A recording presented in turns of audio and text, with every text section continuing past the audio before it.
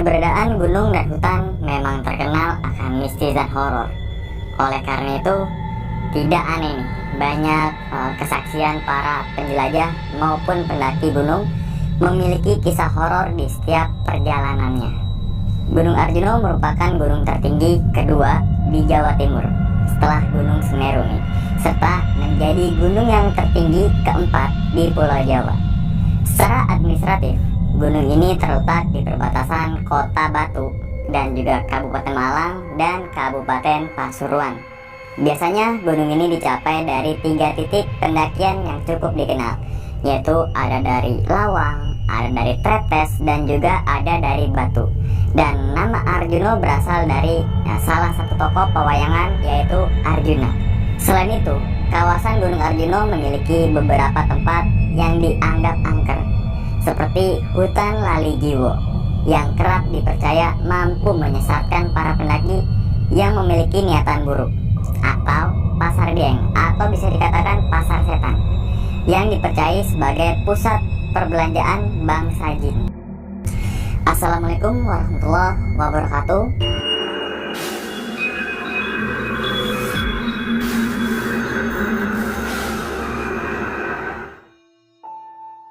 Pada video kali ini atau pada kesempatan kali ini, gue akan membawakan sebuah cerita dari Adam ketika melakukan pendakian ke Gunung Arjuna.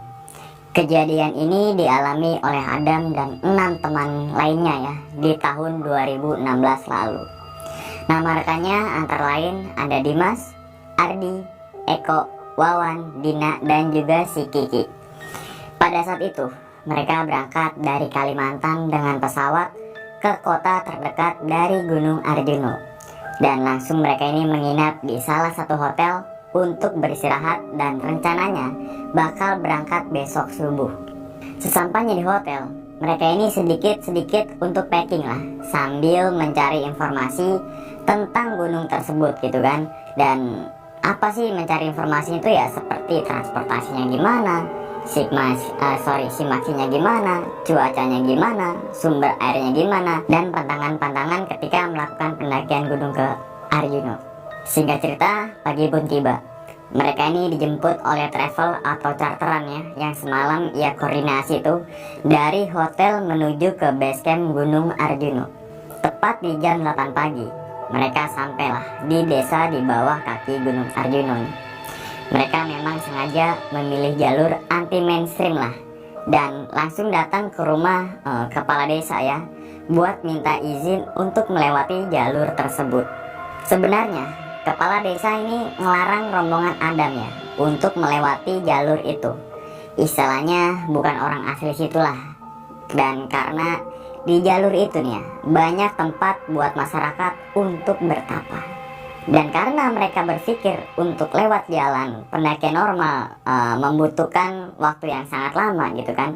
Jadi mereka ini berusaha meyakinkan kepala desa bahwa akan menjaga sikap ketika melewati jalur tersebut. Dan kepala desa ini dengan berat hati ya mengizinkan rombongan si Adam ini dengan syarat jaga lisan, dan yang paling penting jangan bermalam atau jangan ngecamp di pos 4. Jalur ini sebenarnya banyak orang yang nggak tahu ya, karena memang untuk ke jalur ini harus masuk ke desa. Menurut rombongan Adam ini cukup terpencil lah ya, istilahnya kalau mau masuk itu kalau mau masuk rumah itu lewat belakang lah gitu. Dan singkat cerita aja teman-teman semua, setelah ngobrol dan diberikan arahan oleh kepala desa, serta ada juga beberapa rekan si Adam ini packing gitu kan, akhirnya mereka berangkat sekitar jam 1 siang. Di awal perjalanan ini gak ada yang aneh gitu, semua ini berjalan dengan normal. Suasana juga sejuk gitu kan, karena banyak pohon pinus itu, banyak banget pohon pinus. Dan yang bikin agak merinding nih, banyak banget teras-teras yang dibuat oleh orang sekitar buat bertapa ataupun berdoa. Langkah demi langkah gitu kan, detik demi detik, menit demi menit, sampai tak terasa mereka atau rombongan si Adam ini sampailah di pos 1. Di pos 1 ini semuanya belum ada yang terlihat capek tuh, masih bisa ketawa dan saling bercanda lah. Dan hingga akhirnya memutuskan untuk lanjut kembali ke arah pos 2. Dalam perjalanan dari pos 1 menuju ke pos 2, teman Adam yang cewek yang bernama Dina dan juga Kiki ini tampak kelelahan tuh. Kelihatan dari raut muka wajahnya gitu kan. Dikit-dikit istirahat, atau bisa dibilang 5 langkah itu istirahat, hingga akhirnya sampailah mereka ini di pos 2. Di pos 2 ini cuacanya cerah ya. Namun yang beda adalah canda dan tawa mereka ini selama di pos 1 itu menghilang, berubah menjadi sunyi dan juga sepi. Yuk jangan lama-lama nih di pos 2, biar kita nggak terlalu malam gitu sampai di tempat camp, teriak Adam sambil semangat tuh saat itu ya. Dan akhirnya mereka ini mulai pergerakan kembali gitu kan, menuju ke arah pos 3. Nah, trek dari pos 2 menuju ke pos 3 ini semakin curam teman-teman semua ya. Atau bisa dibilang tampak tingkat kemiringannya ini semakin terjal gitu. Dan pergerakan dari rombongan Adam ini semakin lambat. Hingga akhirnya tepat di jam 5 sore mereka ini sampailah di pos 3. Di pos 3 ini juga sama seperti ketika di pos 2 ya. Tidak ada bercandaan sama sekali. Semua terlihat terdiam tuh. Ya mungkin karena kecapean gitu kan, dan untuk mengatur nafas gitu. Di sini Adam bilang ya kalau teman ceweknya yaitu Dina dan juga Kiki ini tampak kelihatan capek banget gitu kan. Kasihan nih si Dina dan Kiki, udah kecapean banget ya. Dan hari juga udah malam nih. Gimana kalau kita ngecamp di pos 4 aja? Ya paling bentar lagi juga sampai gitu. Siko ini bilang bahwa jangan macam-macam dong. Kalau udah dilarang itu jangan coba-coba gitu kan. Hutan nih bukan rumah lo gitu. Dan Adam ini langsung membalas tuh obrolan atau omongan si Eko. Udah slow aja, nggak ada yang tahu juga kalau kita ngecamp di sini. Besok sebelum subuh kita langsung beresin nih. Jadi nggak ada yang tahu kalau kita habis ngecamp di sini. Ucap Adam dengan nada yakin ya saat itu ya. Mungkin karena faktor capek, rekan si Adam yang lainnya tuh diem aja tuh. Seakan-akan setuju gitu bermalam di pos 4 itu. Sekitar 1 jam kemudian mereka sampailah di pos 4. Di sini terdapat plang dari kayu dan tepat di pinggir jalan setapak yang bertuliskan angka 4 yang udah ditumbuhi tumbuhan menjalar. Di sini Adam berpikir ya, mungkin karena jarang ada yang lewat, makanya jadi nggak terawat nih di pos 4 ini gitu kan.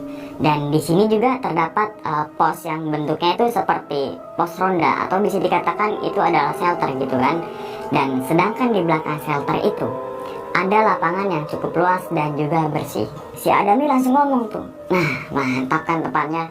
Masa luas begini nggak boleh ngecamp di sini gitu kan. Celetuk Adam dengan nada agak sedikit sombong lah kayak gitu. Dan singkat cerita aja ya teman-teman semua, mereka langsung membagi tugas nih. Ada yang masak, ada yang ngirim tenda, dan ada juga yang bersih-bersih tuh. Dan ada juga yang bikin video TikTok tuh. Nah, bohongan ya, nggak ada. Nah, agar apa sih dibagi tugas ini gitu kan? Agar atau segera ada tempat buat beristirahat sebelum malam tiba nih, atau bisa dikatakan untuk memangkas waktu gitu. Dan singkat cerita tenda itu sudah berdiri ya. Dan Dina serta Kiki ini langsung beraksi untuk masak tuh, karena ya Dina dan juga Kiki ini merupakan anggota cewek sendiri. Tak terasa masakan itu udah jadi ya. Mereka semua nih langsung makan gitu yang dibuat oleh Dina dan juga Kiki itu. Nah, setelah makan itu atau setelah makan itu selesai, mereka semua ini memutuskan untuk tidur nih. Tapi hanya Adam yang masih nyanyi-nyanyi di depan api unggun, atau persisnya itu di depan teras tenda. Dan tepat di jam 9 malam, ketika Adam nih lagi asik-asiknya nyanyi di depan api unggun, muncul seorang parubaya dari jalan setapak. Orang itu berjenggot putih dengan baju batik dan celana hitam gantung dan sambil membawa parang. Adam ini kaget ya, kok malam-malam gini ada orang yang bawa parang gitu kan. Dan gak lama kemudian nih teman-teman semua, Bapak parubaya itu bilang ke Adam ya, wis tak kandani, ojo nginep nih kene mas, kowe ngeyel tuh iso pindah orang. Atau bahasa Indonesianya, sudah dikasih tahu jangan bermalam di sini mas, kenapa pada ngeyel gitu, bisa pindah sekarang nggak? Di sini Adam langsung masuk ke dalam tenda gitu kan, dan membangunkan ke-6 rekannya tuh. Woi bangun woi, pindah woi, bongkar tenda gitu kan, dengan nada ketakutan dan panik gitu. Akhirnya 6 rekan Adam itu bangun ya. Dan ketika rekannya itu bangun, tampak dari raut wajah rekan si Adam itu datar atau bisa dikatakan flat aja gitu. Nah di sini langsung beberes barang-barang tuh, entah itu ngelipat tenda gitu kan, masukkan sleeping bag dan langsung menuju atau naik ke pos berikutnya. Bapak yang paruh baya itu sebut saja Simbah lah ya, biar enak gitu. Simbah tadi itu masih berdiri tuh di samping pos sambil merhatiin rombongan Adam yang lagi beresin barang-barangnya itu. Singkat cerita ya, ketika semua perlengkapan ini udah diberesin gitu kan, atau udah packing kembali, Adam menyuruh 6 rekannya untuk lanjut duluan ke arah pos berikutnya atau bisa dikatakan ke arah pos 5. Adam ini langsung mematikan api unggun gitu ya, dan memastikan kalau api unggun itu benar-benar padam. Dan sekitar 10 menit gitu kan, rekannya Adam ini jalan duluan. Akhirnya Adam mulai menyusul rekannya setelah dirasa semuanya ini udah bersih atau bisa dikatakan api unggun itu udah padam. Pas Adam ngelewatin Simbah itu ya, yang ada di depan pos atau depan shelter itu, Adam mencium wangi melati yang sangat menyengat. Saat itu Adam gak berpikir macam-macam ya, terus aja tuh dia jalan dan menegur serta pamitan nih ke Simbah tersebut nih. "Permisi Mbah, maaf atas kesalahan kami tadi ya," ucap Adam sambil menundukkan kepala. Simbah itu hanya mengangguk tanpa mengeluarkan satu kata pun. Tak lama setelah melewati Simbah tadi, buat mastiin aja nih, Adam ini nengok ke arah belakang tuh. Untuk apa sih? Bertujuan apakah Simbah itu masih ada atau udah pergi gitu kan? Dan ternyata ketika Adam ini menengok ke arah belakang, ternyata Mbah tersebut udah gak ada tuh. Di sini Adam berpikir, kok cepet banget gitu perginya? Gak mungkin lah dia lari, dia kan udah tua gitu. Dan di situ awal semua kejadian itu terjadi. Sambil memikirkan Simbah tadi, Adam ini terus berjalan berusaha menyusul ke 6 rekannya yang tadi jalan duluan ya. Tapi ada yang aneh. Taulah hutan saat malam itu ya, gimana gitu kan. Ada suara malam hutan gitu kan, suara serangga, suara burung, entah itu suara yang lainnya. Tapi kali ini tuh berbeda, yaitu sunyi dan juga senyap. Di sini Adam mulai merasa ada yang aneh ya, seperti ada yang mengawasinya dan seperti ada yang mengikutinya dari belakang tuh. Dan sekitar 1 jam berjalan, kok kenapa gitu belum kesusul juga ya temennya itu. Dan di sini Adam merasa kalau ia lewati jalur itu lagi tuh, atau bisa dibilang muter-muter ke daerah itu aja. Kemudian si Adam ini mencari kayu yang agak besar ya, dan kayu itu ditancapin di pinggir jalur itu sebagai bukti bahwa Adam tersesat atau tidak. Dan setelah kayu itu udah dipasang atau tanda tadi udah dipasang, Adam mulai pergerakan lagi ke arah atas. Nah setelah 10 menit berjalan, ternyata Adam melihat kayu yang tadi ditancapin di pinggir jalur itu. Kok gue di sini lagi ya, ucap Adam dalam hati itu. Saat itu Adam mulai frustasi. Sempat ada pikiran untuk nyoba turun aja. Di sini Adam mencoba mengambil jalur ke arah kanan ya, untuk masuk ke arah hutan tuh. Akan tetapi hasilnya sama. Begitupun sebaliknya nih teman-teman semua. Adam selalu kembali ke tempat yang sama, atau bisa dibilang Adam selalu kembali ke titik lokasi yang kayu itu ditancapin di pinggir jalur. Pada saat itu muncul pikiran panik tuh. Ia yakin kalau ia itu disembunyiin gitu. Tapi gue ini salah apa gitu? Masalah gue itu apa gitu? Apa karena gue ngekam di pos 4? Kenapa cuma gue aja yang disembunyiin? Pertanyaan yang sering muncul di kepalanya Adam pada saat itu ya. Adam ini mulai putus asa dan lelah gitu ya, karena ya tadi bolak-balik nggak nemuin jalan gitu. Dan akhirnya Adam ini duduk tepat di samping kayu tanda tadi, nengok kanan kiri gitu kan, depan belakang. Dan tiba-tiba dari pohon-pohon sekitarnya merasa ada yang memperhatikan si Adam tuh. Cuma Adam ini nggak ngelihat sosok seperti apa ya. Jadi seperti merasa ada yang memperhatikan Adam aja tuh. Kemudian dari arah bawah jalur gitu ya, ada sekelompok orang yang menggunakan pakaian kerajaan sambil membawa tombak dan obor tuh. Mereka ini lewat tepat di jalan setapak di sampingnya si Adam tuh. Dan kelompok itu sekitar 10-15 orang. Saat itu Adam manggil ya kelompok iringan-iringan tersebut nih. Dan iringan-iringan itu berhenti tuh.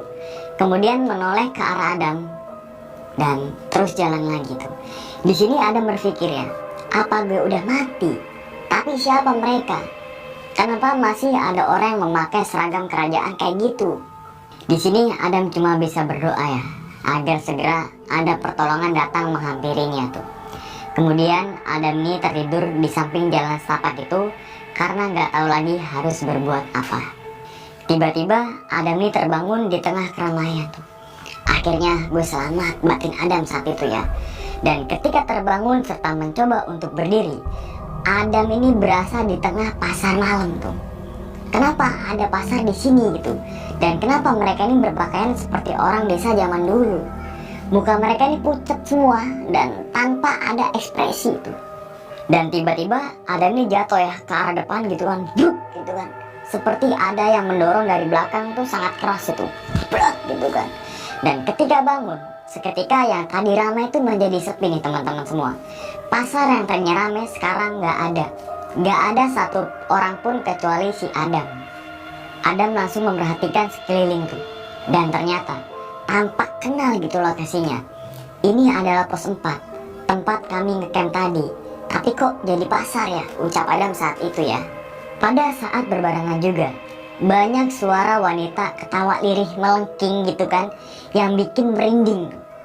Tapi yang ketawa ini ramai banget gitu, seperti berada di tengah-tengah gitu ya, orang yang lagi pada ketawa.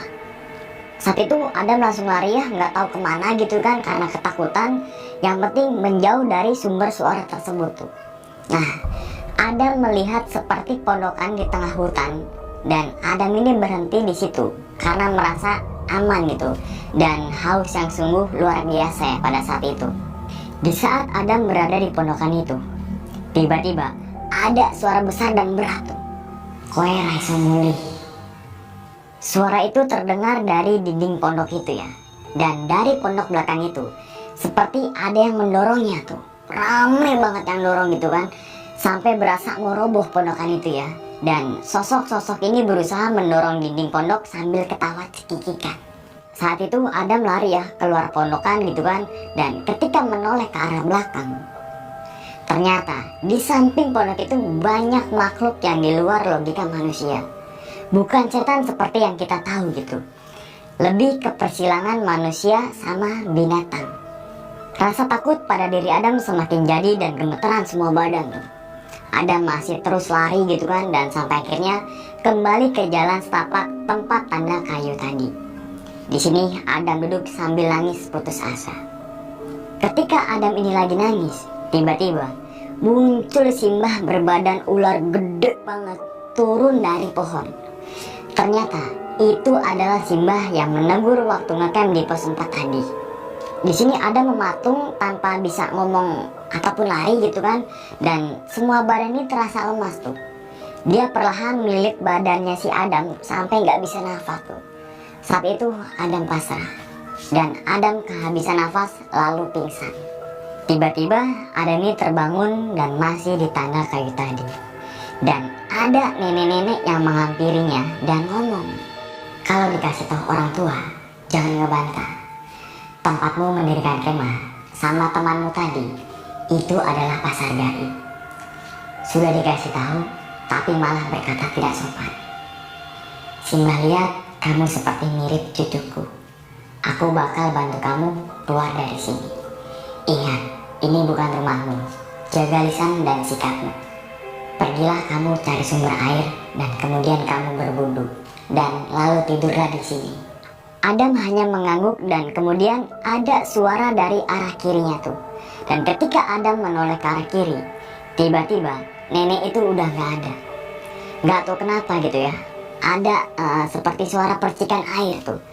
Ada sungai kecil mirip parit di belakang pohon besar itu. Lantas Adam ini langsung wudhu ya di sana gitu kan. Kemudian balik lagi ke jalan setapak tadi dan berusaha memejamkan mata gitu. Dan akhirnya Adam ini tertidur pulas. Belum lama Adam tidur, Adam merasa ada yang bangun ini. Dan benar aja, saat Adam bangun itu, sudah banyak warga dan 6 temannya, dan ternyata sudah 3 hari mencari si Adam. Malam yang dirasa singkat ternyata sudah 3 hari. Mereka nemuin Adam ini lagi tidur di samping jalur pendakian. Padahal mereka naik turun gunung itu lewat situ gitu. Dan alhamdulillah selamat ya. Adam ini diselamatkan oleh warga sekitar dan juga ke-6 rekannya itu. Saat itu Adam ini langsung dibawa turun oleh warga sekitar gitu kan ke rumah kepala desa itu. Sesampainya di rumah kepala desa itu, ternyata Adam ini dinasehatin lagi tuh. Kok sampai ini ngelanggar mas gitu kan. Ya singkat cerita aja teman-teman semua ya, ketika sudah bebersih gitu kan, akhirnya rombongan Adam ini kembali lagi ke hotel. Dan keesokan harinya mereka ini kembali lagi ke arah Kalimantan. Mungkin sampai di sini aja dulu ya teman-teman semua pada video kali ini, atau cerita dari Adam nih ketika tersesat di Gunung Arjuna selama 3 hari 2 malam. Dan apa sih hikmah yang bisa diambil gitu ya, khususnya bagi teman-teman semua ini yang suka naik gunung ya, atau bisa dibilang pendaki, untuk selalu jaga lisan dan jaga sikap. Percaya atau enggak, tetap saling menghormati, karena kita hidup berdampingan. Mungkin sampai di sini aja dulu ya teman-teman semua pada video kali ini, dan nantikan video-video gue berikutnya.